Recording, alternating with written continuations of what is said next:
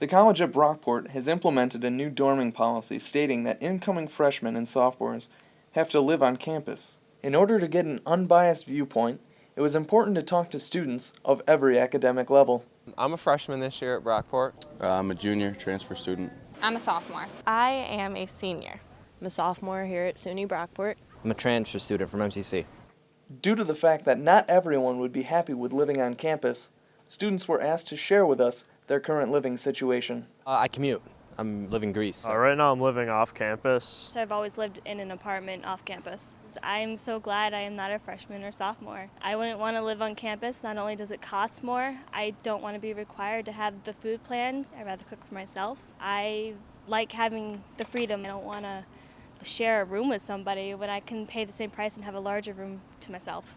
We talked with David Bagley, the Director of Residential Life, to better understand why the campus created this policy.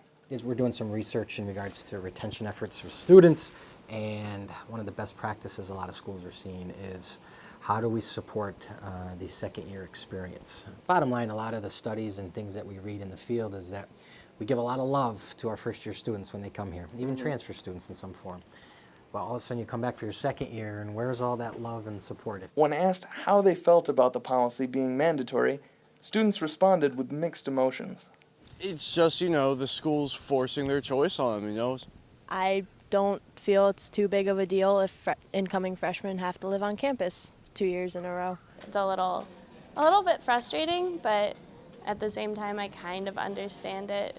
I don't think you should have to live on campus. Personally, I think it's really not fair, I guess. Mr. Bagley tried to ensure the students that it wasn't as bad as it seemed. Keep it in mind, if you live within 30 miles of campus, it's not mandatory. You'd be excused and you could commute from home. Again, we think it'll buy right into our ability to support them. It's a opportunity for us to provide what they might be lacking. We think we can really provide a safe environment that's going to really lend itself well to the different support systems that are out there. Some students agree with Bagley, thinking that the campus was the best choice for incoming students.